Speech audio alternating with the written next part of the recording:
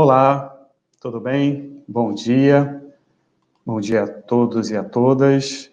Neste momento, daremos início à mesa intitulada Fake News, Pós-Verdade, Cancelamentos, as linguagens nas experimentações pedagógicas no mundo virtual, que tem como palestrantes o professor Edgar Rebouças, da Universidade Federal do Espírito Santo, professor Gaudêncio Frigoto, da Universidade do Estado do Rio de Janeiro, também a professora Cláudia Cristina dos Santos Andrade, da Universidade do Estado do Rio de Janeiro.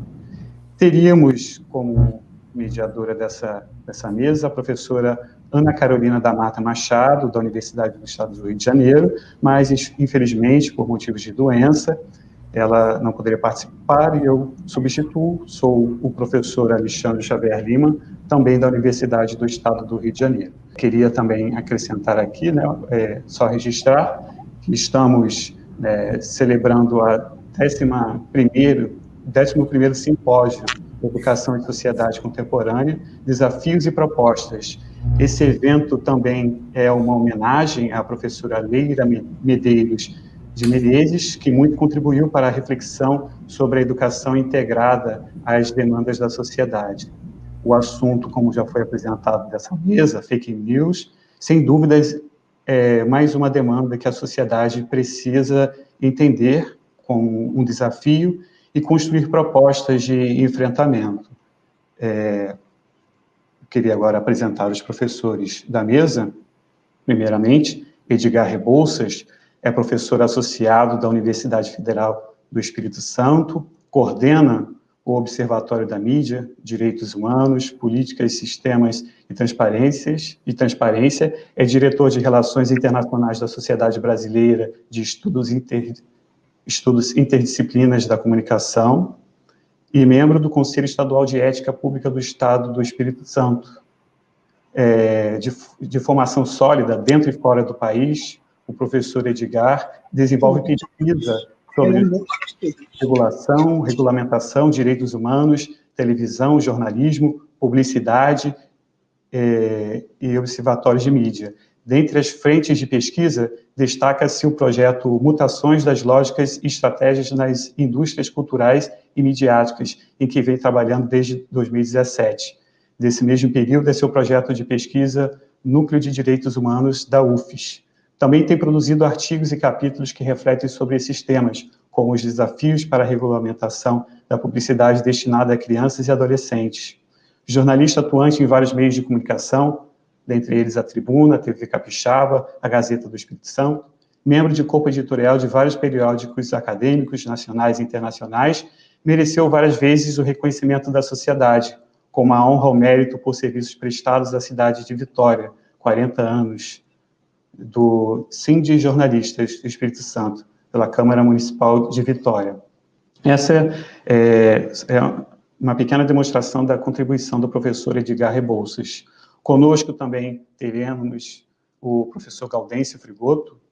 Ele é professor associado na Universidade do Estado do Rio de Janeiro e é professor titular aposentado em Economia Política da Educação na Universidade Federal Fluminense, coordenador do grupo CNPq, Trabalho, História, Educação e Saúde, sócio fundador da Associação Nacional de Pesquisa e Pós-Graduação em Educação, membro do grupo de trabalho Filosofia Política do Conselho Latino-Americano de Ciências Sociais, membro fundador do Núcleo de Estudos e Documentação sobre Trabalho e Educação. Foi membro representante do Brasil no Conselho Latino-Americano de Ciências Sociais, com sede em Buenos Aires. Tem experiência na área de educação, com ênfase em fundamentos da educação, atuando principalmente nos seguintes temas: educação e trabalho, educação básica, educação técnica e profissional na perspectiva da Politécnica, educação e a especificidade das relações de classe do capitalismo no Brasil. Inaugurou em 2019 mais um projeto de pesquisa intitulado Ensino Médio e Educação Profissional Técnica, Brasil e Uruguai. Também trabalha na extensão com o projeto Ações Afirmativas e Políticas Públicas, que pretende analisar algumas iniciativas militantes e projetos voltados para ações para o povo negro desde a década de 1980. Foi eleito personalidade educacional no Estado do Rio de Janeiro, no ano de 2011, uma iniciativa da Associação Brasileira de Imprensa e agraciado com o Prêmio Cora Coralina pela Associação Nacional de Pesquisa e Pós-Graduação em Educação. Acho que o principal título, né, para além desses que foram apresentados, é a quantidade de trabalhos que o professor orientou, pois é aí que está a repercussão, né, talvez a maior repercussão do trabalho de um pesquisador e de um professor. Também temos a honra de receber nessa mesa a professora Cláudia Cristina dos Santos Andrade. A professora Cláudia é professora adjunta da Universidade do Estado do Rio de Janeiro, no Departamento do Ensino Fundamental do Instituto de Aplicação Fernando Rodrigues da Silveira. Atua na educação básica, nas licenciaturas e no programa de pós-graduação em ensino de educação básica. Tem experiência na área de educação com ênfase em ensino-aprendizagem de leitura e da escrita em face dos elementos culturais, desenvolvendo temas como ensino, aprendizagem, dos direitos componentes curriculares dos anos iniciais do ensino fundamental, alfabetização e processos de formação do leitor, formação de professores, mídia, educação, cinema, educação, acesso aos bens culturais e suas relações com a escola. Coordena o grupo de estudos em práticas educativas, juventudes e infâncias e é membro do grupo de pesquisa Linguagem, Cultura, Práticas Educativas da UF. Me chamou a atenção o projeto A Construção do Olhar, Elementos para a Proposição de Políticas de Acesso aos Bens Culturais, vem em andamento desde 2008, que busca relacionar a oferta de produtos culturais por diferentes instituições de ensino e os sentidos produzidos em face da programação televisiva, analisando e caracterizando os diferentes olhares, de forma a constituir elementos para subsidiar políticas de acesso a bens culturais. Sou também testemunho do trabalho da colega, pois recebo seus alunos do segundo segmento, são leitores assíduos, alunos críticos, abertos ao debate. É claro, fruto do trabalho da professora Cláudia. Então, cada palestrante terá 20 minutos de fala, de 15 a 20 minutos.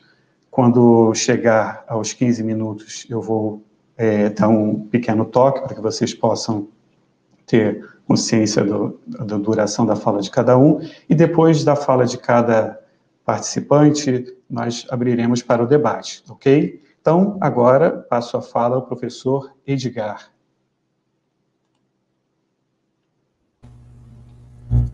Bom dia, colegas. Muito obrigado pela essa oportunidade de estar aqui com vocês. Eu gosto muito de falar em eventos de outras áreas que não da comunicação e trazer para essa discussão, aqui, sobretudo na educação, um tema que a gente vem debatendo muito, que é esse que vocês elegeram para a mesa 1, de notícias falsas, desinformação, cancelamento, são conceitos que a gente vem discutindo já há algum tempo na comunicação, e é sempre bom dialogar com colegas de outras áreas, para que a gente tenha reflexões e retornos dos caminhos que a gente está seguindo. E muito honrado aqui de estar com vocês na UERJ, sobretudo aqui com o professor Gaudêncio. Queria estar junto com vocês aí, que eu podia levar meus livros para ele autografar, fazer dedicatória, mas, infelizmente, deixa para uma próxima, professor. Tomara que acabe logo essa pandemia aí, da gente poder se encontrar novamente em eventos e estar junto e dialogar para além das mesas aqui. Isso que alguns estão chamando de novo normal, né? E dá para ver algumas instituições aí muito ligadas à mercantilização da educação, dizendo que é assim que vai ser a partir de agora, não tem mais retorno. Não, tem retorno sim, a gente tem que voltar para a sala de aula, a gente tem que voltar para as palestras, né, presenciais, e trocar afetos com nossos estudantes, nossos colegas, isso aqui que mais importa. E esse tema que vocês elencaram, né, de fake news, pós-verdade e cancelamento, como eu falei, a gente discute muito na comunicação, mas isso não é nada novidade, né? Eu fui jornalista de redação por muitos anos, e na minha época a gente chamava isso que passou a ser chamado agora de fake news, a gente chamava de mentira. Isso era mentira, e não tinha outra palavra. E era mentira, quando era mentira por acaso, né, o jornalista contava uma mentira, a gente chamava de barrigada, e no dia seguinte, né, o jornalista tomava uma bela de uma advertência, no dia seguinte você ia lá e pedia desculpa e corrigia o erro. Mas quando era uma mentira intencional, o jornalista era demitido, porque não há espaço no jornalismo, né, no profissional de mídia, para mentira, porque a gente trabalha com matéria-prima que são os fatos, né, a verdade factual. A gente tem opiniões também, tem a parte do jornalismo opinativo, interpretativo, vários gêneros, mas a base, né, da informação noticiosa é o fato verdadeiro, é a verdade factual. Então, quando começa a aparecer esse discurso de fake news, a gente fala assim, mas isso a gente já conhece. Só que a gente não tem chamado, no campo da comunicação, a gente tem evitado chamar de fake news, a gente tem chamado mais de desinformação. Porque aí fica claro que é uma informação fraudulenta, intencionalmente feita para ser uma desinformação, porque o objetivo é desinformar e não informar. Isso que se generalizou chamar de fake news. A gente vai falar um pouco mais disso mais profundamente daqui a pouco. Isso também que passou a ser chamado de pós-verdade, também sempre existiu, e a gente já discutia isso, né? Que são aquilo, alguns chamam até de verdades alternativas.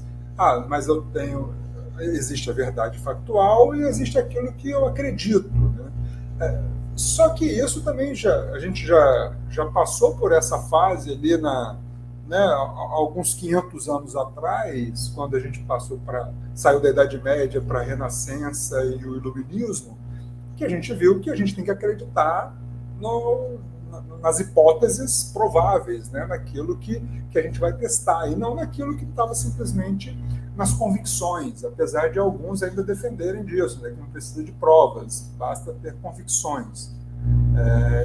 E aí, se você passa a acreditar mais nas convicções do que nas provas, sinceramente não tem diálogo. As pessoas estão mais no mundo da pós-verdade, que eu prefiro chamar de pré-verdade, né? Aquilo que vem antes das verdades, ela passa a acreditar em algo e isso nada vai fazer mudar a cabeça dessa pessoa. Então, para esse aí não tem discussão.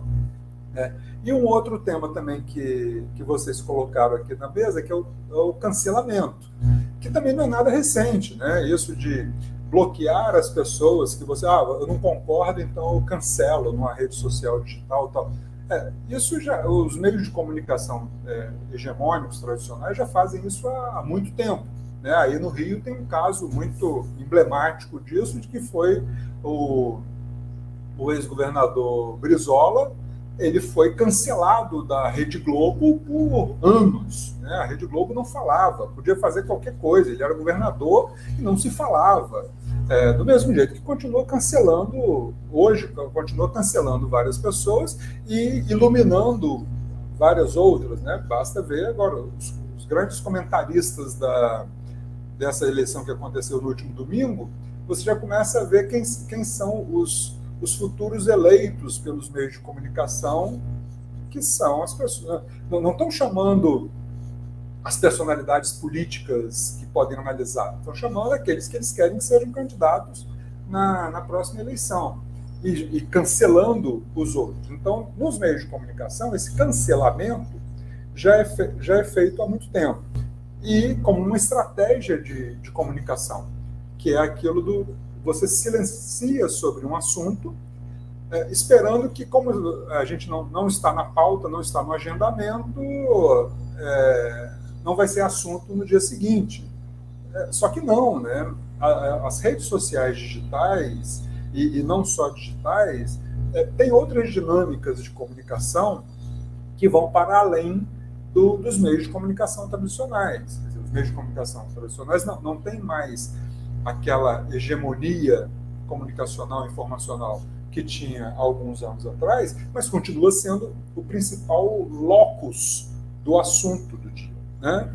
Basta continuar vendo a audiência. Se você pegar tem alguns blogueiros, algumas personagens influentes nas redes sociais que têm, digamos lá, 5 milhões de seguidores, é muito seguidor, né? 5 milhões de seguidores. 5 milhões de seguidores representa 2 pontos de audiência no Ibope. Então, assim, uma notícia falada no Fantástico, no Jornal Nacional, atinge 70 milhões de pessoas. Uma informação prestada ali. Então, você pode ser um influenciador que for numa rede social, que você vai falar para uma bolha sua.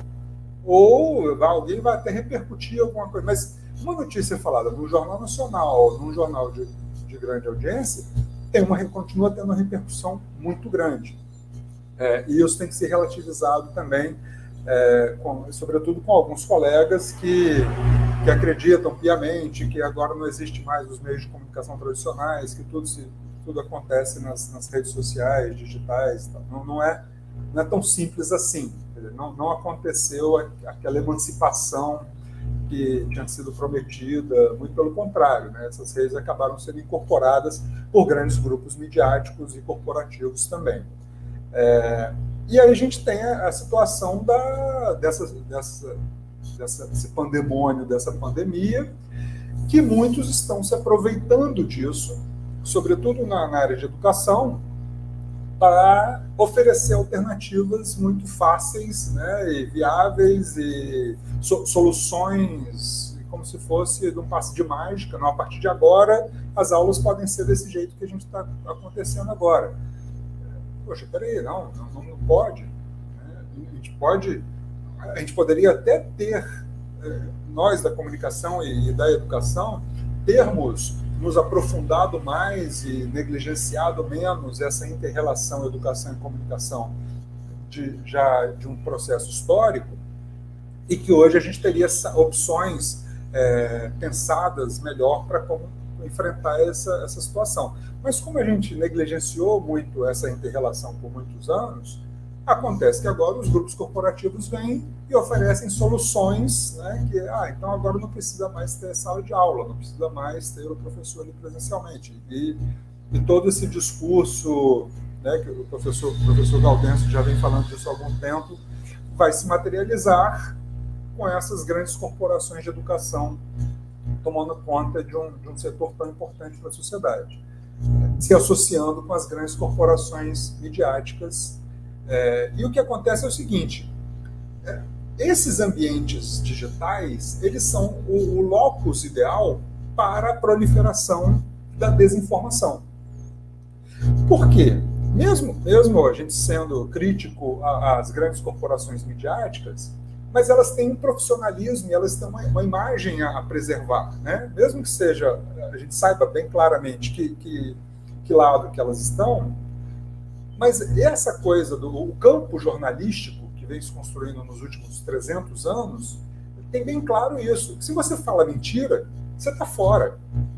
Então não adianta ser um rostinho bonito, não adianta ser filho do governador e vai ser o novo jornalista lá do telejornal.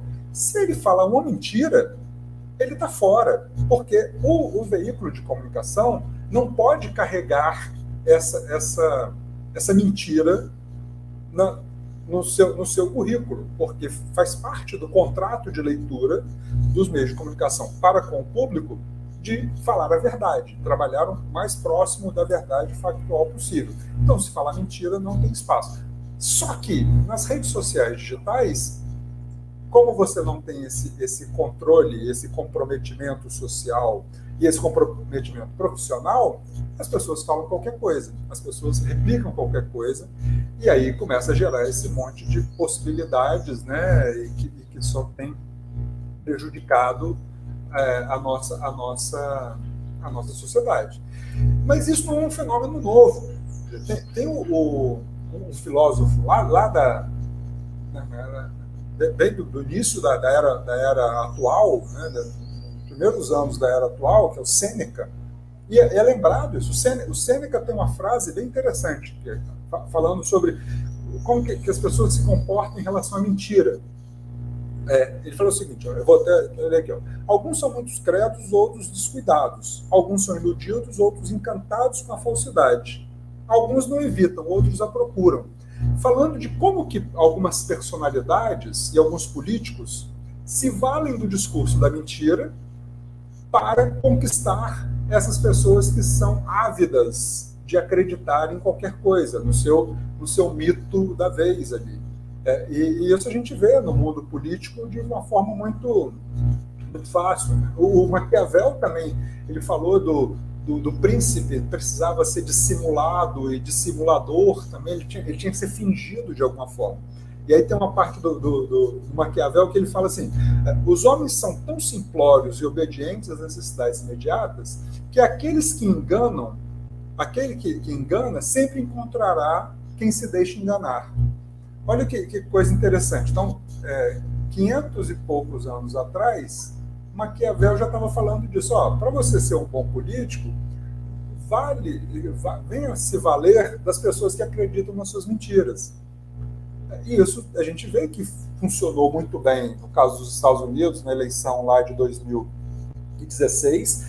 Para essa eleição, as pessoas já estavam mais ou menos vacinadas, né? Então as mentiras faladas pelo candidato e então presidente Donald Trump já não colaram tanto, mas para aquelas pessoas que acreditavam nele, aquelas 70 milhões de pessoas que votaram nele, continuaram acreditando.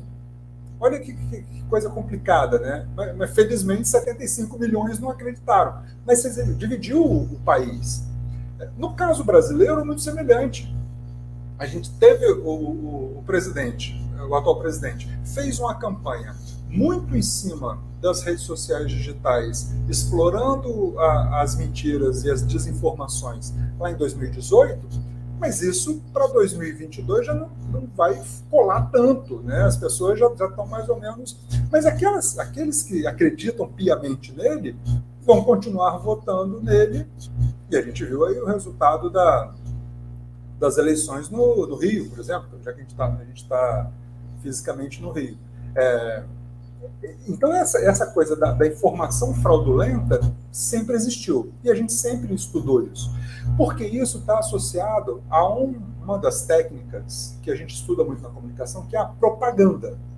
E a propaganda, ela se vale, não a propaganda, as técnicas utilizadas para fazer publicidade, mas a propaganda política. Isso já foi estudado. Lá, por exemplo, um grande estudo sobre técnicas de propaganda é de um dos principais teóricos da comunicação, que é o Harold Lasswell. Ele fez um estudo sobre a Primeira Guerra Mundial e de como que Inglaterra, França e Estados Unidos venderam uma imagem da guerra totalmente, e sobretudo da Alemanha, totalmente contrária ao que era a realidade, que fez com que o povo da Inglaterra, da França e dos Estados Unidos acreditasse que esses países tinham que realmente entrar na guerra contra a Alemanha. Ao passo que a Alemanha fez uma péssima propaganda. O que é muito interessante é que na mesma época que o Lasswell estava fazendo essa tese dele, a tese de doutoramento dele, tinha um cabo alemão que estava preso, e ele fez essa mesma leitura no período dele que ele estava preso. Um cabo alemão. E ele escreveu um livro contando as memórias dele e tal, e ele faz essa mesma observação, de que a Alemanha não mentiu bem, mas que a Inglaterra, a França e os Estados Unidos mentiram muito bem, e isso foi um dos fatores que fez com que a Alemanha perdesse a Primeira Guerra Mundial. E esse cabo publicou o livro dele, chamado Minha Luta, né, que as pessoas sabem o nome desse cabo. O daqui, pelo menos, é capitão, né? O outro era cabo. Era o Adolf Hitler. E ele se apropriou dessas estratégias de como contar mentira, e a gente viu o que aconteceu, né? Ele fez o seu governo com base em mentiras e com base em essas estratégias de propaganda, do mito do Salvador, do que vai resolver os problemas da Alemanha, né? Mas com todo o seu espírito fascista por trás.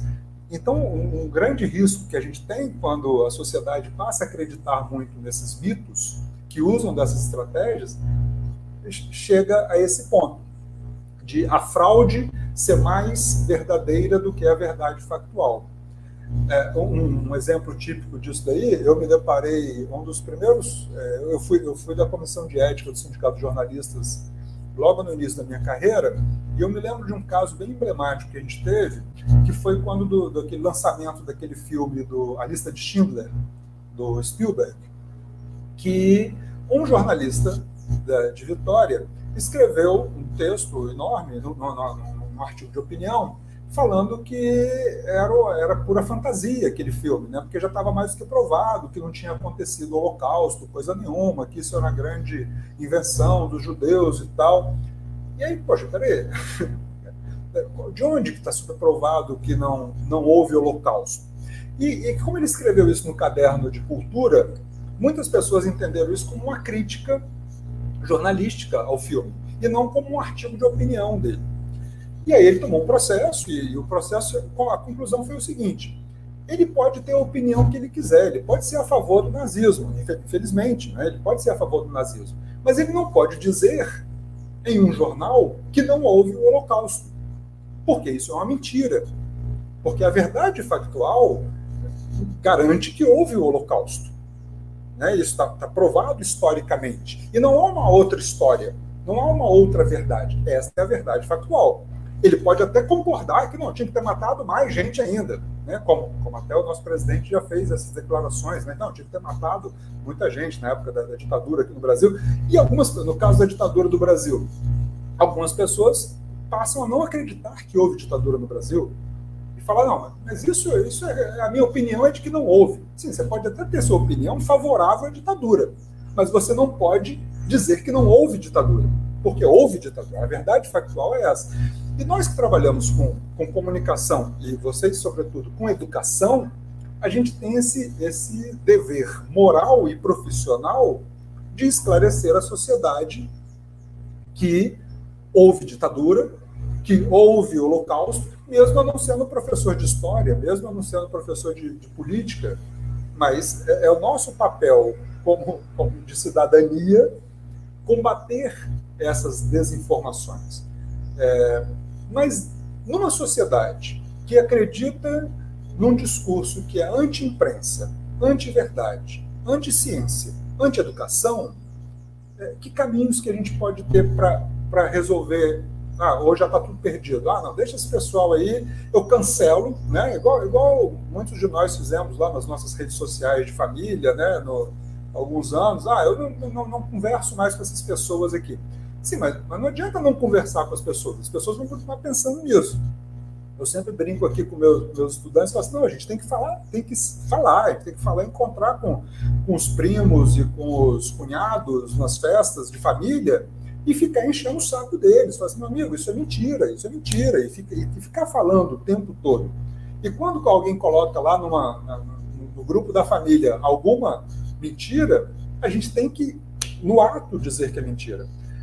Só que a gente está perdendo muito tempo com isso, né? Porque a gente poderia estar trabalhando na busca de soluções. A gente está vivendo a questão da pandemia agora. Em vez de a gente estar buscando a solução do problema, a gente está perdendo muito tempo em negar, em contradizer essa quantidade de absurdos que assola o país, né?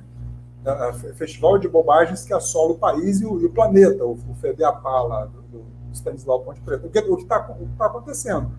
Por quê? As pessoas estão acreditando muito mais nas mentiras do que na ciência, acreditando muito mais nas mentiras do que na educação. E isso é muito... Mais 5 minutos, isso professor. É muito arriscado.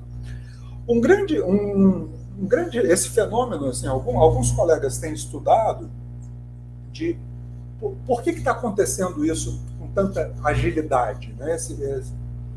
E aí a gente pode resgatar e ir lá beber na fonte de nossos colegas da psicologia, sobretudo da psicanálise.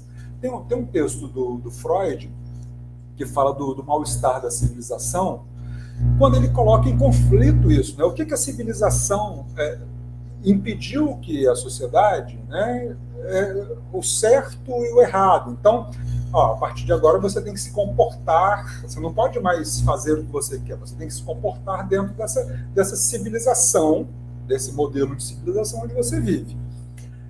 E aí a gente chegou evoluiu a tal ponto, por exemplo, de chegar no politicamente correto, né? A gente chegou a ponto de, isso daqui é brincadeirinha, piadinha sobre esse assunto, não dá mais, né? Isso está errado.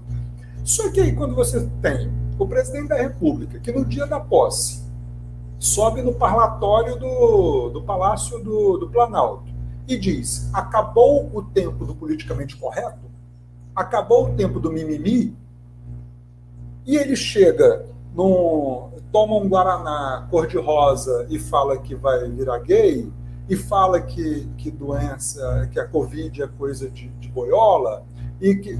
Poxa, então, peraí, isso está errado. Está errado, não pode falar isso.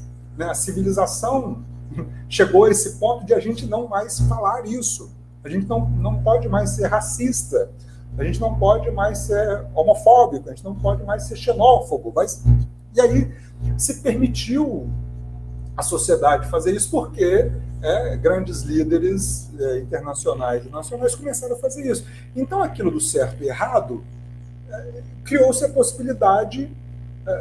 quer dizer, o Freud estava errado. Não, pode sim. Então, o acredito e não acredito também entra nesse conflito.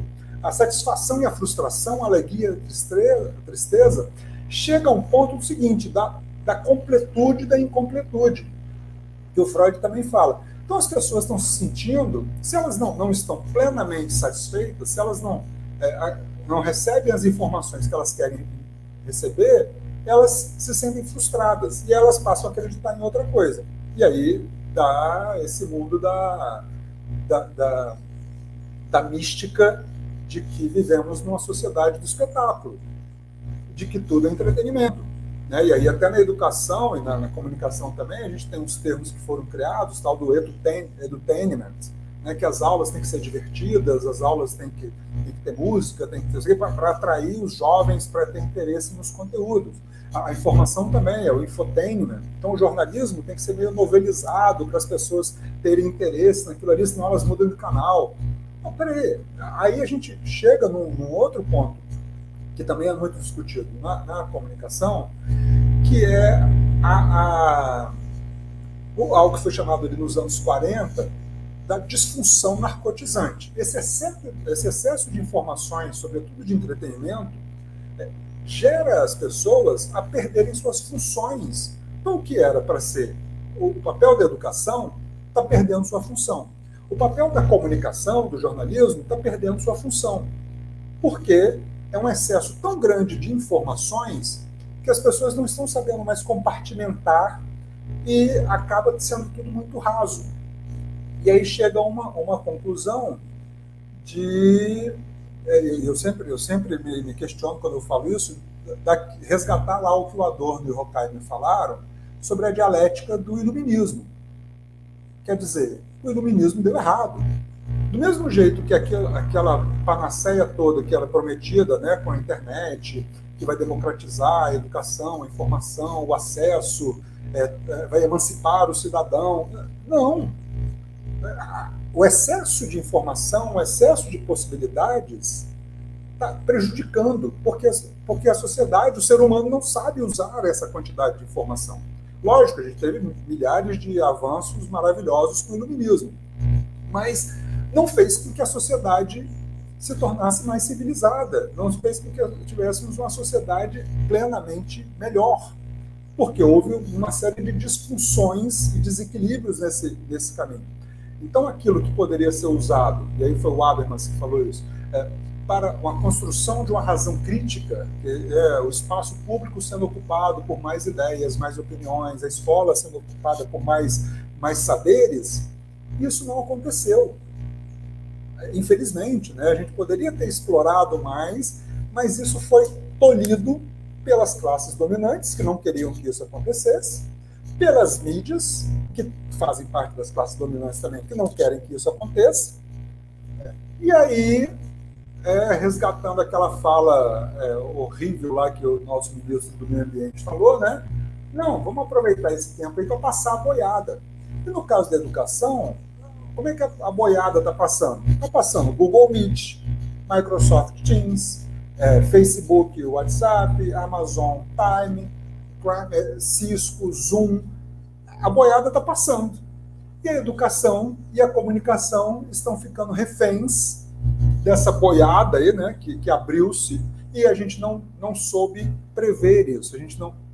Era um processo que ia acontecer, dessas mutações iam acontecer ao longo dos próximos 50 anos, está acontecendo ao passo de 1 ano, de 6 meses. A educação está tendo que se reformular.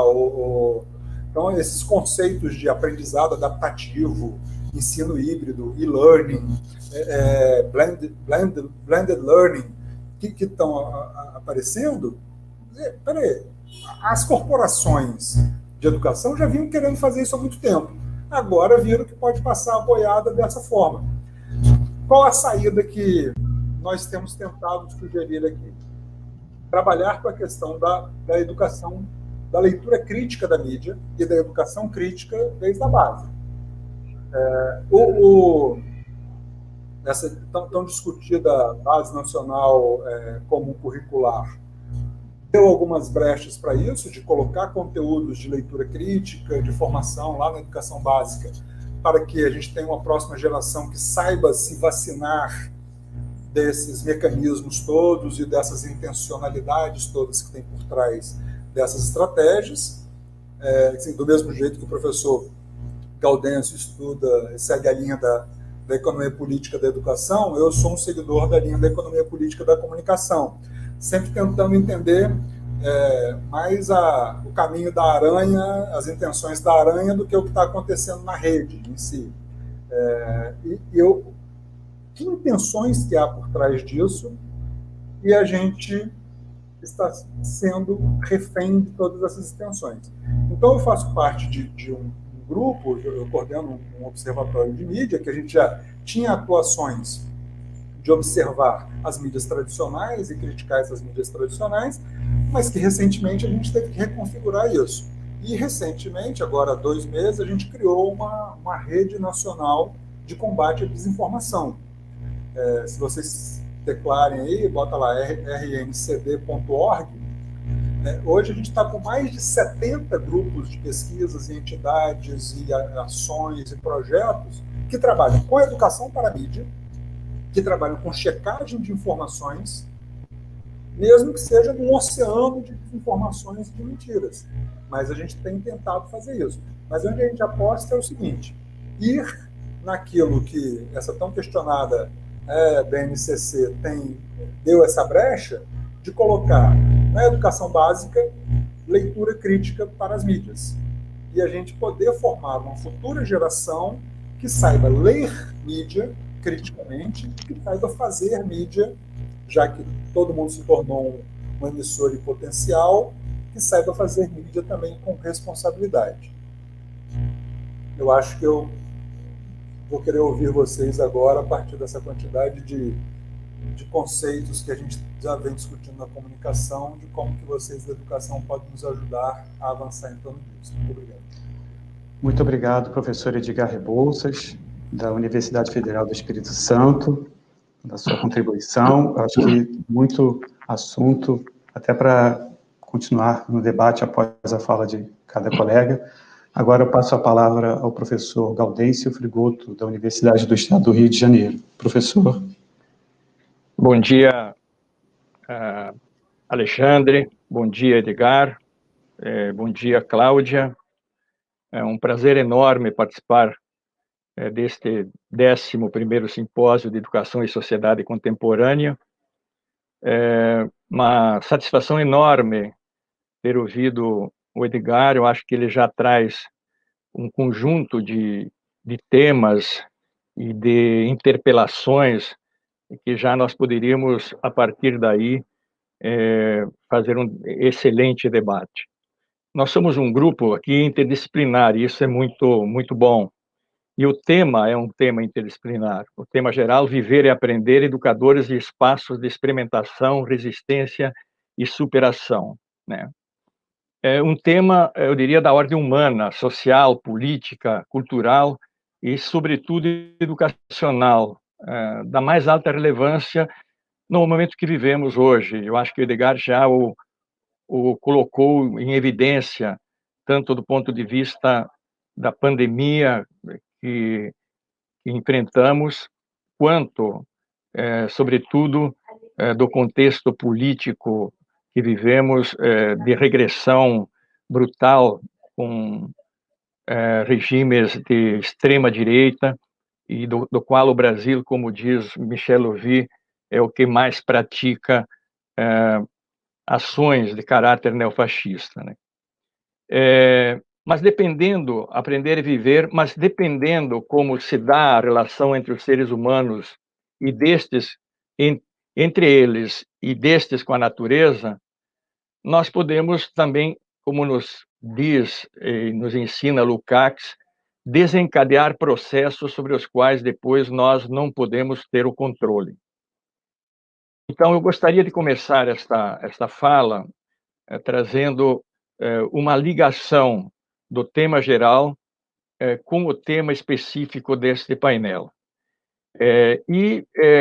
Para isso, trouxe aqui a resposta a uma pergunta feita a Mia Couto, há poucos dias, numa entrevista da revista Isto É, quando o repórter lhe pergunta: o que podemos aprender com a pandemia?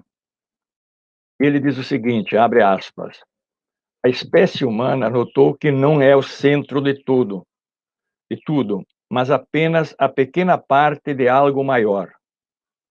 Como Darwin, quando descobriu que somos um ente entre muitos seres livres. E Freud, ao perceber que não somos feitos só de consciência. Ele viu que ali havia um inconsciente, uma espécie de sótão obscuro, escuro, que não dominamos. Ou ainda, como Copérnico e Galileu, quando constataram que a Terra não era o centro do universo.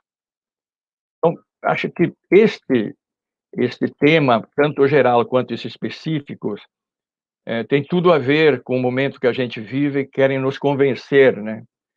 Num outro ângulo, mas na mesma direção que o Edgar falava, que a Terra é plana, que querem nos convencer de que a ciência tem que ser subordinada novamente à crença, voltando à Idade Média.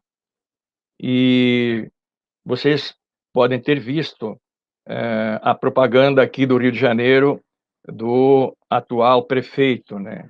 Ele só se foca exatamente nesta subordinação da crença, do dogma, e cria aquilo que o Edgar dizia, grupos que não seguem a ciência, mas seguem a crença religiosa ou convicção e crença política.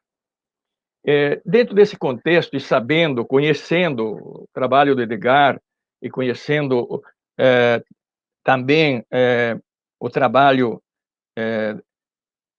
aqui do CAP, eu optei para trazer a seguinte problematização. A relação entre o pós-modernismo, a pós-verdade e as fake news. Não são coisas iguais, mas são da mesma ordem do ponto de vista do confronto entre ciência, ideologia e mentira, que me parece mais adequado, como o Edgar falava, até para não sermos o tempo todo miméticos, que temos que usar a língua dos outros, né? O segundo ponto, reforçar isso, de certa forma, que o Edgar falou, que a fake news tem um traço de manipulação muito na história nossa, na história passada, mas, sobretudo, de manipulação política e interpessoal, e aí creio que vem a questão do cancelamento, que nós ouviremos a colegas a seguir, que vai também nos dar elementos sobre isso, porque sabemos que ela pesquisa, analisa essas questões. E finalmente, as implicações pedagógicas disto e o nosso papel como educadores e como professores, né? Eu pude assistir ontem parte da mesa de abertura e achei muito interessante a abordagem que a Rosa Maria Fischer fez quando ela falava da relação que nós temos que ter com os herdeiros. Obviamente, ela estava se referindo aí ao livro do Pierre Bourdieu e do Passeron. Portanto, eu acho que esta questão da pós-verdade, da fake news, se relaciona a um processo de relativismo quase absoluto, voltando ao relativismo absoluto. E esse é o primeiro ponto que eu gostaria de tratar. Esta relação, ou este aspecto do relativismo que traz o pós-modernismo e a chamada pós-verdade, ou como Edgar diz, pré-verdade, né? Eu acho que Pierre Bourdieu, para voltar a ele, e Lacan, num texto que eu tenho há muito tempo, na internet, que eles dizem uma nova língua que está se produzindo. E nesta análise, a síntese que eles dizem é o seguinte: em todos os países avançados, patrões, altos funcionários internacionais, intelectuais de projeção na mídia e jornalistas de primeiro escalão se puseram de acordo em falar uma estranha nova língua, cujo vocabulário aparentemente sem origem está em todas as bocas. Globalização, flexibilidade, governabilidade, empregabilidade, underclass, exclusão, nova economia, tolerância zero, comunitarismo, multiculturalismo e seus primos pós-modernos. Continuam eles: a difusão dessa nova vulgata planetária, da qual estão notadamente ausentes capitalismo, classe, exploração, dominação, desigualdade e tantos vocábulos decisivamente revogados sob o pretexto de obsolescência ou de presumida impertinência, é produto de um imperialismo apropriadamente simbólico.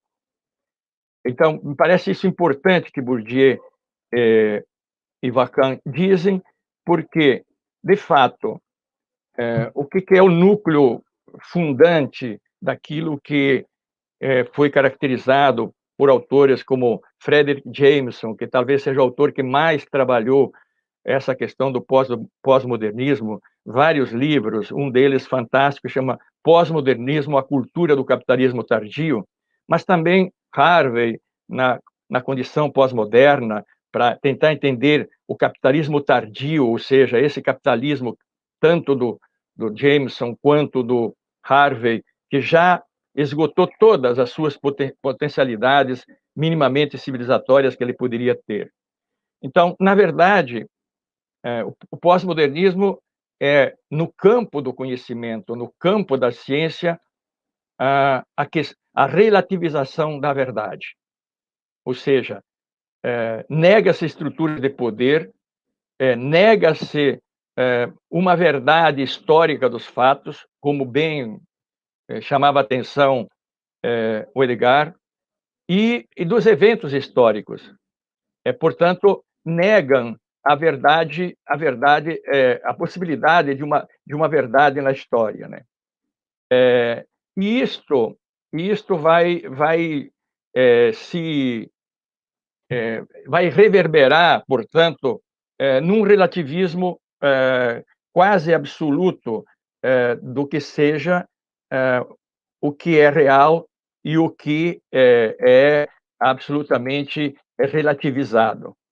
Eu diria, né, que quem sintetiza isto e de forma numa frase é o historiador Eric Hobsbawm, né, que diz que vivemos um insuportável presentismo.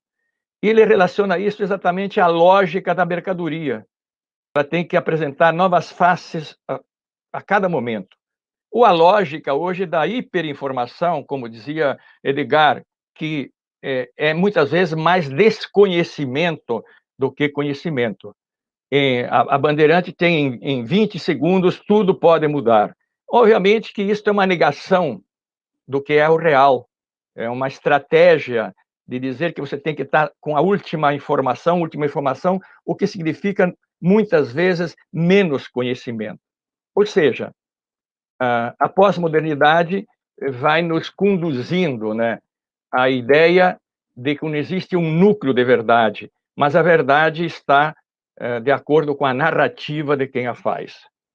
Eu acho que este é um primeiro aspecto da gênese, que aí vem a questão da pós-verdade, que também se liga ao fim dos paradigmas, ao fim da história, né? Como a realidade histórica tivesse fim, né?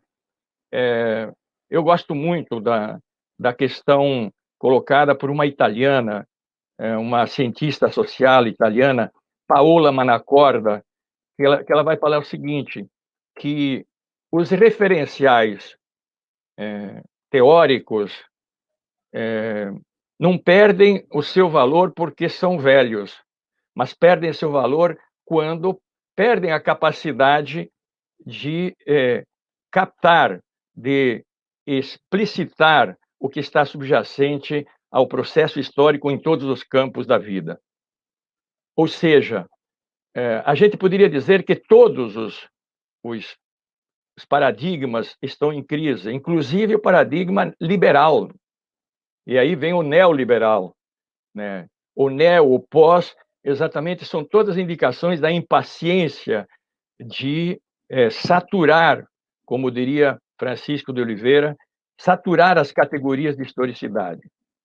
Então, nós caímos num relativismo, né? Em que, quando um ministro da Educação, por exemplo, os 3 ministros que permaneceram, um sequer permaneceu no cargo por mais de uma semana, e hoje li na imprensa que este já está caindo também, mas os 3 ministros, indo na lógica do que o capitão, que sem farda, mas subordinado, Guedes da economia, chama todo o tempo a atenção de que nós temos que construir uma sociedade na meritocracia. Isso é reverberado no campo de educação por esses ministros quando falam das políticas de inclusão de negros, pobres, enfim, as políticas de cotas, as políticas de atendimento diferenciado a ribeirinhos, comunidades indígenas, quilombolas, e foi uma grande política, eu diria, desenvolvida ao longo dos governos do presidente Lula e Dilma. E aqui estou falando isso não como alguém que seja filiado ao partido, eu não sou filiado ao PT, mas como alguém que queira reconhecer este avanço. Então, quando o ministro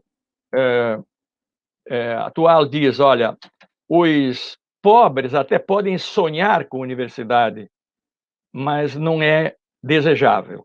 Ou quando o ministro primeiro da Educação lá falou, diz, olha, a universidade é para os mais competentes. E, portanto, isto passa a ter um valor, porque é isto que, como dizia o Edgar, se dissemina na sociedade pela grande mídia, é esta seleção que se coloca, passa a ter o mesmo valor do que o pesquisador que, por 10, 15, 20 anos, com dados, tenta mostrar como agora que os 50 milhões de brasileiros que o IBGE nos disse a semana passada, que vivem na linha da pobreza, com R$ 487 por mês, por família, e 13 milhões e 500 mil em miséria absoluta, fome endêmica, risco de morte, está nos dizendo que estes sujeitos têm a mesma democracia de informação, de internet, por exemplo, tem o mesmo espaço para os seus filhos, livros, orientação de seus pais, quando existe, porque a maior parte dessas famílias, a mãe ou a avó é chefe de família, querem nos convencer, então, que, comparando os nossos filhos, eu diria, filhos de classe média, com estas crianças, nossos filhos têm mérito, deles não. Este é um aspecto, digamos, eu creio que está sendo absolutamente o tempo todo martelado entre nós. Mas há outro elemento, e este referido ao que o Edgar chamava atenção, e muito bem, a questão das redes sociais. Ainda quando a gente podia estar presente fisicamente, eu fui fazer uma conferência no interior do Paraná. E quem me deu carona entre o aeroporto e a universidade foi um professor que pesquisa agrotóxicos há 35 anos. Diz, Gaudêncio, é um drama, porque a minha conclusão do envenenamento dos alimentos, e cada vez mais com agrotóxicos mais destrutivos, vale menos hoje, ou vale tanto quanto o cara que entra numa rede social e diz, não, esse é um vermelho, esse é um petralha que quer atrapalhar o agronegócio. Eu creio que era disto também que o Edgar nos chamava a atenção. Então, creio que, na verdade, a questão do pós-modernismo e a questão da pós-verdade liga-se exatamente à forma daquilo que Fredric Jameson nos fala no livro Pós-Modernismo, a Cultura do Capitalismo Tardio, e os seus efeitos no campo da economia, da política, da cultura e dos sujeitos fragmentados, né? E, portanto, é a resposta do próprio capitalismo à sua crise e, portanto, a disseminar a sua ideologia, e aqui no sentido forte de ideologia, como tentar mostrar a verdade parcial de uma classe ou de um grupo como verdade universal, e, portanto, sedimentar a nova desordem mundial. E é aí que eu faria uma ligação, e eu gostaria muito, depois de ouvir os colegas, o Edgar e os colegas que nos acompanham, vi aqui nos comentários, vários colegas daqui da universidade, professores, colegas e alunos nos acompanhando para debater isso.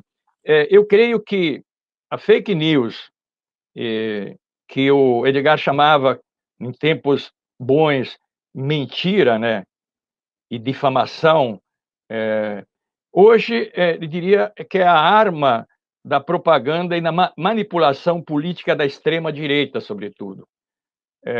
E ali, sim, a gente pode ver que foi mencionado aqui o que foi a eleição americana e quantas mentiras o Trump disse ao longo do seu mandato e na campanha, né?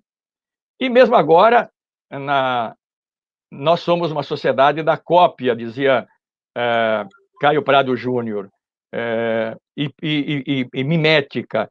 E o subordinado e acólito de Trump foi a televisão logo depois, a rede social logo depois da eleição agora, dizendo que, desconfiando da lisura das eleições, porque o sistema é suspeito. Portanto, produz-se mentiras, né? E mediante a tecnologia apropriada privadamente, com superprocessadores, se divulga milhões de mensagens, milhões de mentiras a públicos específicos, como nós podemos ler no texto muito interessante, Geopolítica da Pós-Verdade e das Fake News, em Poder Mediático e Disputas Ideológicas, do Denis de Moraes, editora Consequência.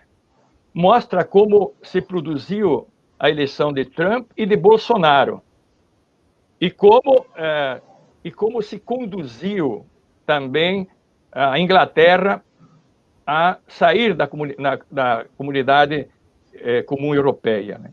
É interessante, eu vi 2 documentários que vocês devem ter visto, muito interessantes nesse sentido, né? Privacidade Hackeada, de Karen Eimer e de Jane Naujaim, muito interessante, porque fala exatamente da manipulação da eleição do Trump e, sobretudo, a manipulação da saída da Inglaterra, e também fala das eleições brasileiras do atual presidente. E o dilema das redes, de Joff Orlovsky. Eita, nome complicado, mas não é uma vodka, não. Então, eu acho que nos dá uma ideia que isto é algo muito relacionado àquilo que o James fala do pós-modernismo, a cultura do capitalismo tardio, e como o capitalismo hoje só pode se manter, só pode prosperar, como nos lembra Noam Chomsky, grande também crítico das formas de manipulação da mídia, como o capitalismo hoje só pode se manter pelo medo e a violência. E eu acho que esse é um outro ingrediente que a gente vê, tanto nos Estados Unidos, do caráter ostensivo armado. E aqui no Brasil, na pré-eleição, nos dias que antecederam a eleição, no Rio de Janeiro havia grupos armados que faziam como que fossem soldados marchando nas ruas e muita gente agredindo o fato da pessoa ser negra, etc. Então há uma pedagogia do medo e que está relacionada muito, eu vejo aqui no Brasil, aquilo que é a escola sem partido, ou a escola do partido neofascista, que a gente poderia dizer, justamente os filhos do presidente que protagonizaram isto para que isto fosse transformado em lei. E eu acho que o Edgar chamou atenção para uma coisa importantíssima que nós temos que aprender e nos dar conta. É de que, independentemente de que essas figuras, como agora Trump foi rechaçado, e esperemos que aqui no Brasil e aqui no Rio de Janeiro seja rechaçado quem aporcalha a religião e quem aporcalha a nação e a bandeira brasileira, mas isto não significa que se eliminou exatamente o conjunto de 30% do Brasil, 25%, daqueles que não trabalham com conhecimento, não trabalham com a informação sequer, trabalham com a mentira e a crença.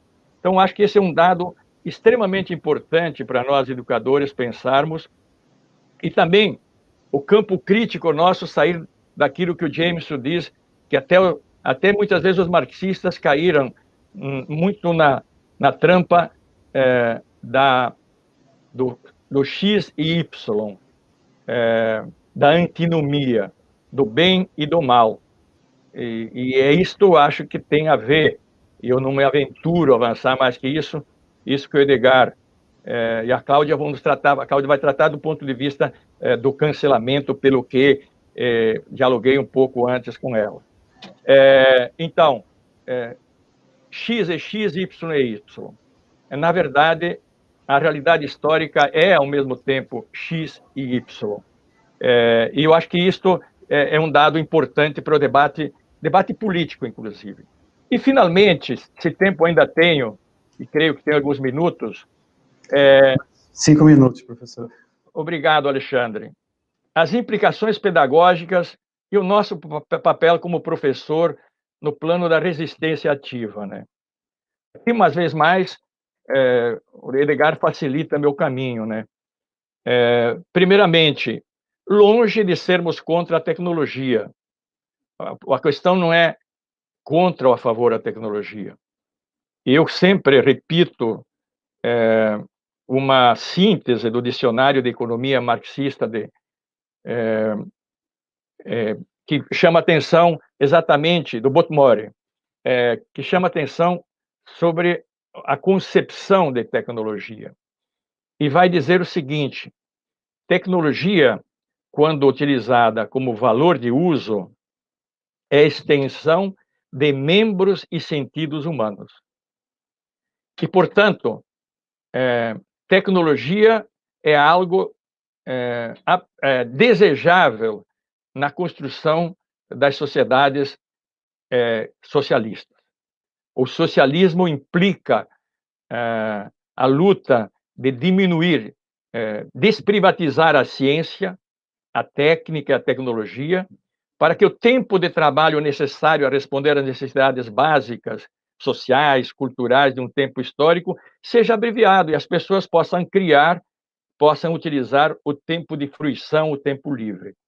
Eu acho que essa discussão, portanto, nós não podemos cair na armadilha de ser contra ou a favor da tecnologia. O grande problema, e aí sim que nós temos que combater, é a apropriação privada da tecnologia que se volta contra a grande maioria das pessoas, desempregando, subempregando, etc. Mas não é da natureza da tecnologia, é da forma social, até de sua produção, às vezes, e do seu uso. Ontem eu levei um susto quando fui comprar o remédio compulsório que o meu cardiologista me dá para que eu não possa sofrer ali algo em termos cardiológicos, por conta de uma febrilização que tenho, que apareceu aí pelas tantas dos anos. É um remedinho que é 28 comprimidos, mas que ele custa por mês R$280. 28 comprimidos. E mais um complemento com mais 80, 90, R$300 por mês. Pois isso faz quase o ganho de 50 milhões de brasileiros como renda do mês. Mas isso não é o mais caro. Tem remédios aí, remédios a ciência tem para câncer, para N coisas. E agora vai aparecer ali a vacina, também está na lógica do comércio, boa parte delas, a maior parte delas. Então, o problema é que a ciência, que um bem que vem lá desde os primevos, que foram pela experiência criando novas técnicas, não há uma lógica, só ciência, tecnologia e técnica. Os seres humanos, como nos mostra Carlos Paris, também foram motivando ciência, tecnologia a partir da sua experiência, né? Então, nós temos que lutar para desprivatizar a ciência. E por isso, só uma questão, e aí finalizo, qual é a grande arma, porque o Edgar já mencionou isso, desses grupos privados? É uma dupla arma. Uma dupla que, no sentido da estandartização, é transformar todos os alunos como fossem peças de automóvel ou garrafas de Coca-Cola. Em nome do quê? Em nome de não só privatizar, mas de ter lucros em cima disso. O Luiz Carlos de Freitas tem no seu blog um texto, Ensino Híbrido, a forma de idiotizar. E por isso concordo plenamente com o Edgar, que a nossa luta pós-pandemia, e quando tivermos uma vacina, é voltar no olho, no abraço, etc. E por quê? E aí a implicação final que eu gostaria de trazer aqui aos colegas.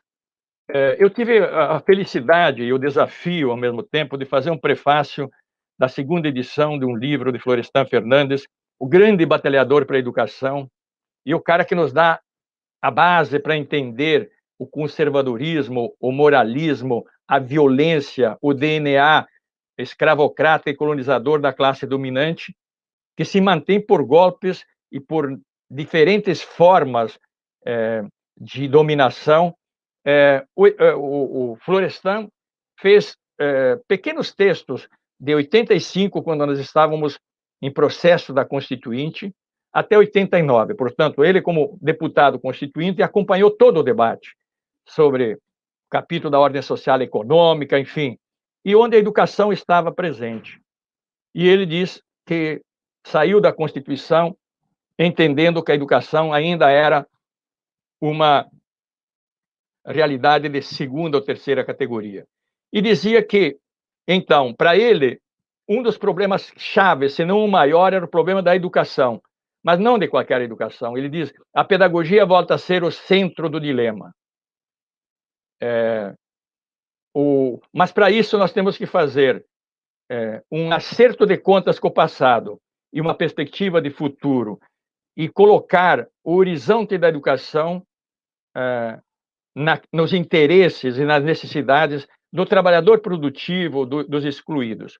E aí nós, como professores, temos um duplo papel de cientistas, pesquisadores, nos formamos para isso, e de educadores, coisa que, de fato, neste momento no Brasil, mas não nesse momento, desde a década de 90, sobretudo nas políticas neoliberais, e depois agora, depois do golpe de 16, né, a contra-reforma do ensino médio, a crítica à filosofia, à sociologia, à história, à comunicação, arte, etc., na educação, o núcleo esquálito de disciplinas centrais das BCCNs, das BNCCs, confluem para isto, né?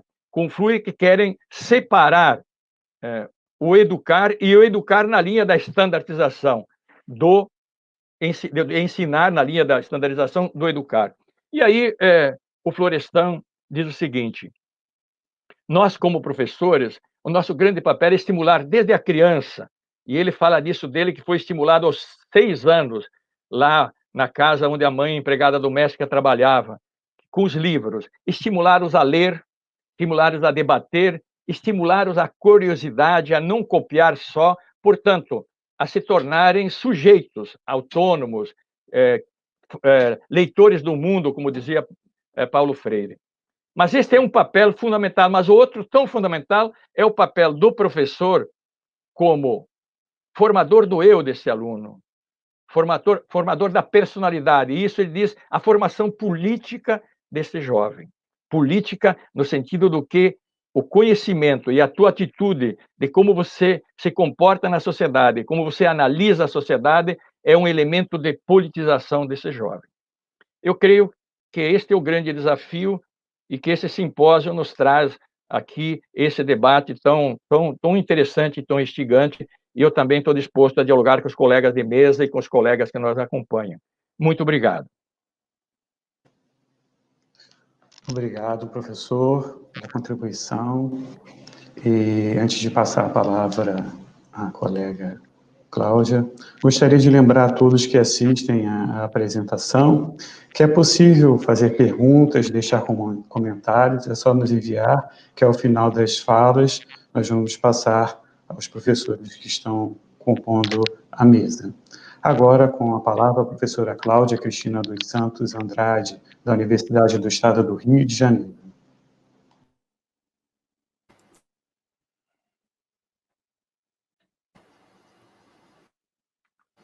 Boa tarde a todas e todos. Eu vou me acompanhar por um texto, para não me perder nem no tempo e nem nas ideias. São muitas as informações e as reflexões que essa mesa nos traz.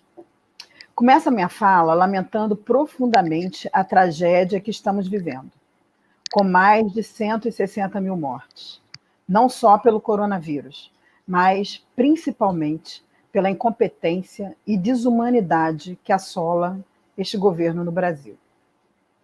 Solidarizo-me com as famílias e, para materializar este lamento, volto meu coração para o querido professor Marcelo Biar, um dos mais dialógicos que conheci, meu amigo, e meu tio, José Valdemir, outro grande amigo, que se foram nesta onda catastrófica. Saúdo os organizadores deste evento. Hoje, especialmente, eu quero mandar um abraço grande para a professora Marcela, que está se desdobrando carinhosamente no suporte às oficinas que estão sendo oferecidas para as crianças do ensino fundamental e para os adolescentes do Fundamental 2 e ensino médio. Saúdo também os professores que participam desta mesa. O professor Edgar Rebouças, a quem tive o prazer de conhecer recentemente pelos seus textos, e hoje, com muito prazer, consegui ouvir aqui, de uma forma um pouquinho mais próxima, nesse espaço. E esse professor, que marcou minha trajetória acadêmica, contribuindo fortemente com muitas das ideias que me são caras, professor Gaudêncio Frigoto, de quem eu tive prazer de ser aluna como mestranda do programa de pós-graduação lá na UF, 1997, professor. E tentou me fazer entender como Marx explica esse mundo, como a economia é preponderante nas relações. E o conceito que eu guardo até hoje é o conceito de unilateralidade, que eu pretendo retomar um pouquinho no final dessa fala. Vou pedir para o Caian colocar a apresentação, porque eu trago algumas imagens com as quais eu quero dialogar aqui com vocês.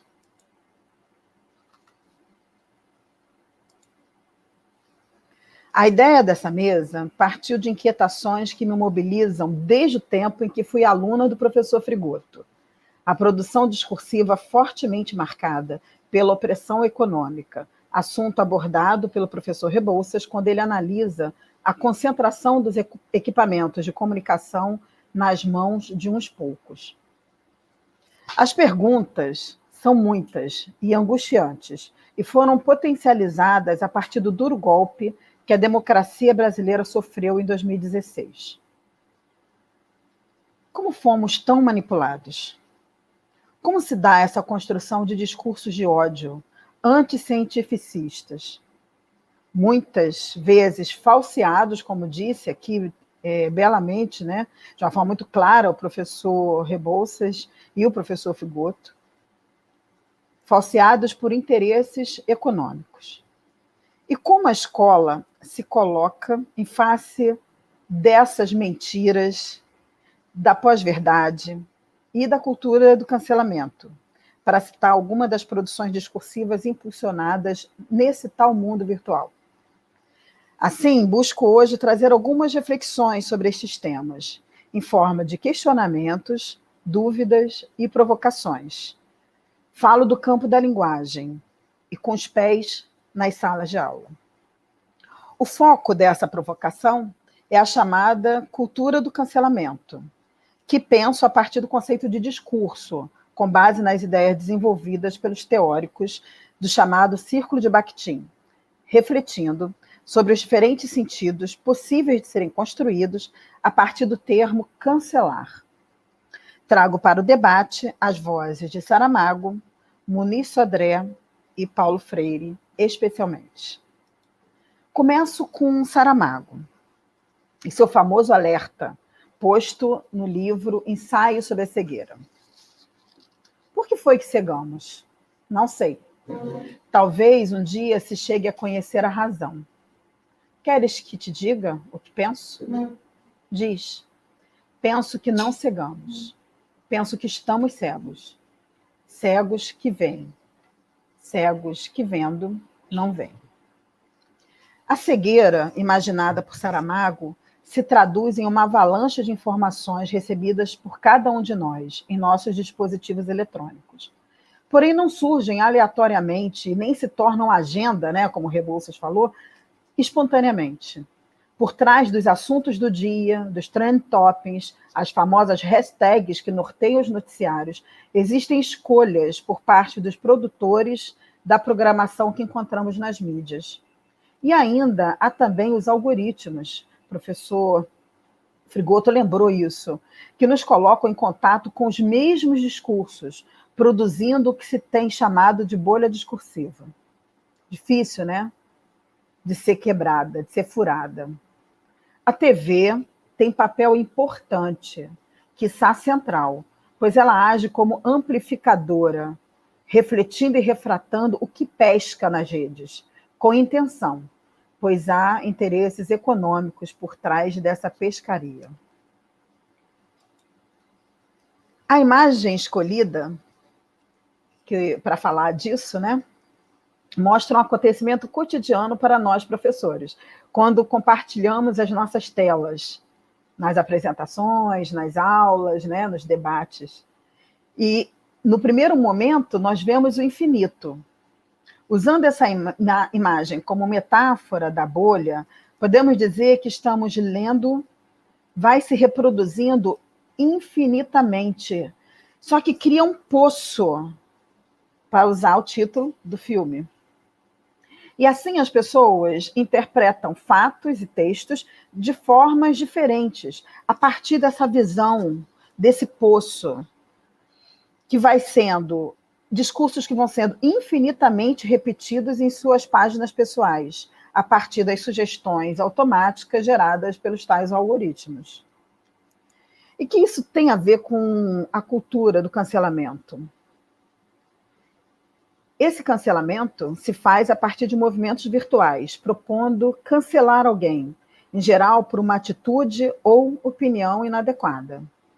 O cancelado costuma sofrer sanções, como perda de contratos, financiamentos, em caso de pessoas menos abastadas, amigos virtuais e até mesmo seu emprego, seu sustento.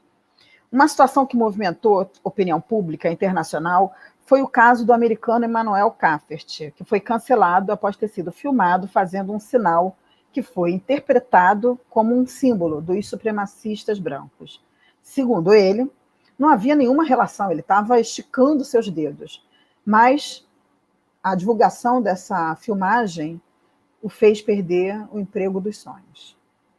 No Brasil também tivemos casos conhecidos, como o da blogueira, chamada de influencer digital, Gabriela Pugliese, que perdeu contratos e centenas de milhares de seguidores por ter feito uma festa desdenhando da catástrofe que nós vivemos. Essa imagem que eu trago agora é de um episódio, do episódio Natal, do seriado Black Mirror, em que uma pessoa pode bloquear outra, não sendo mais possível ser vista ou vê-la, ouvi-la ou ser ouvida. Ou seja, toda possibilidade de escuta é impedida. Tal situação crescente de bloqueio da discussão e do diálogo fez com que um grupo de intelectuais do campo progressista escrevesse uma carta aberta, publicada na revista Hackers Magazine, criticando o crescente clima de intolerância que se faz no interior das forças progressistas. Vamos ouvi-los. A maneira de derrotar mais ideias é pela exposição, pelo argumento e pela persuasão, e não pela tentativa de silenciá-las ou apagá-las. Falta um acento aí, gente, desculpa. Por outro lado, a mobilização virtual dá abertura para a construção de outros discursos. E até, né, como o professor Rebouças falou, para bloquear aquilo que nos faz desumanos, nos leva para outro patamar civilizatório, que não é mais tolerado nos dias de hoje. Tem sido importante denunciar as páginas e os blogs que produzem desinformação, mentira, propagando o discurso de ódio, fazer essa denúncia aos seus financiadores, normalmente empresas que monetizam essas páginas através dos anúncios. O movimento Sleep Giantes é um bom exemplo disso.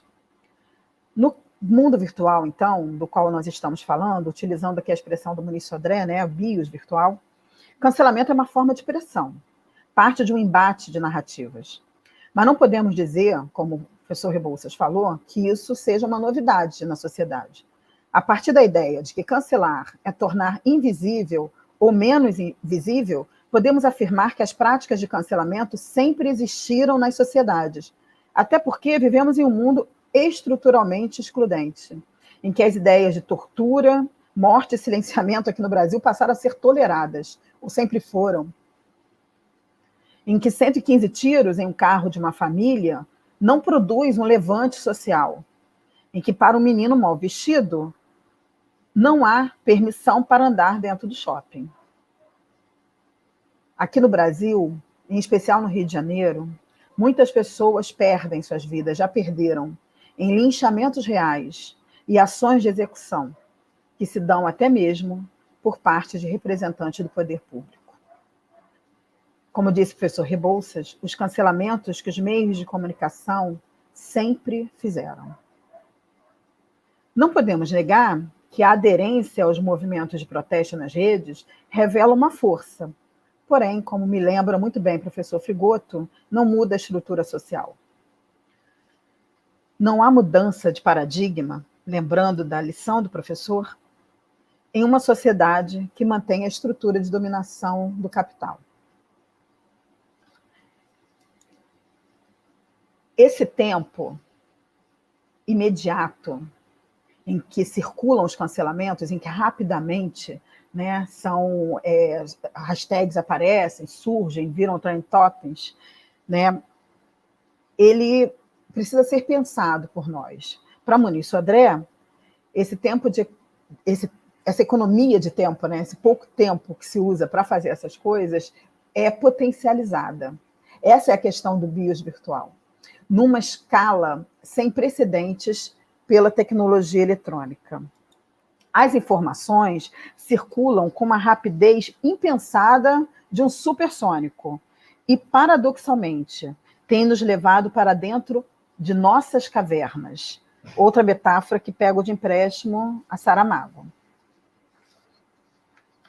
E quais são as possibilidades que temos como educadores para contribuir com a produção de outros discursos, narrativas mais humanas, mais libertadoras, mais críticas?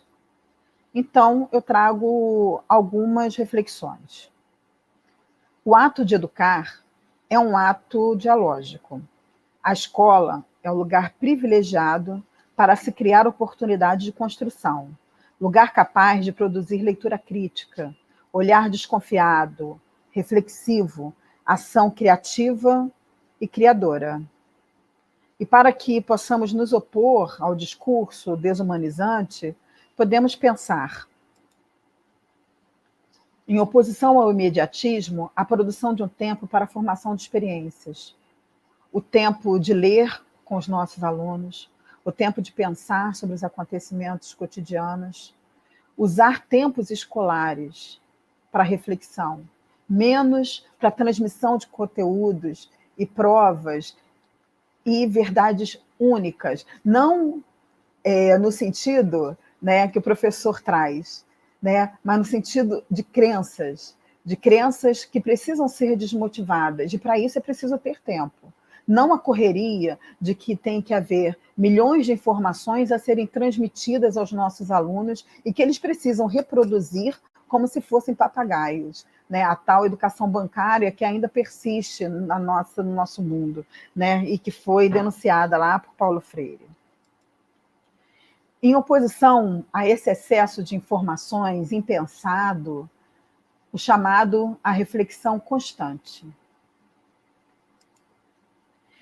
Em oposição à adesão irrefletida às hashtags, faltou a crase ali, gente, desculpe. O diálogo. E aí, pensando o diálogo a partir do que nos diz Paulo Freire, né? O diálogo, na verdade, não pode ser responsabilizado pelo uso distorcido que dele se faça, por sua pura imitação ou por sua caricatura. O diálogo não pode converter-se num bate-papo desobrigado que marche ao gosto do acaso entre professor ou professora e educandos. Diálogo é escuta, é ouvir, é conhecer e reconhecer a cultura e as vozes que se colocam dentro das nossas salas de aula. Escuta é compreensão, é estabelecer relação sincera entre as experiências dos estudantes e o fazer pedagógico. Quem sabe, né? Assim, nós conseguimos, pelo menos, que nossos estudantes respirem antes de curtir e compartilhar. Em nome da organização do evento, eu agradeço aos professores aqui presentes, né?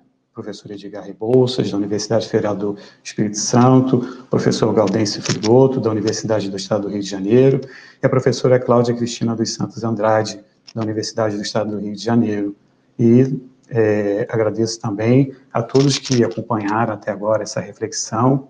Obrigado realmente a todos por esse momento de debate, de conversa e de reflexão tão importante para a nossa sociedade. Então, desejo a todos uma boa tarde e até a próxima. Até mais.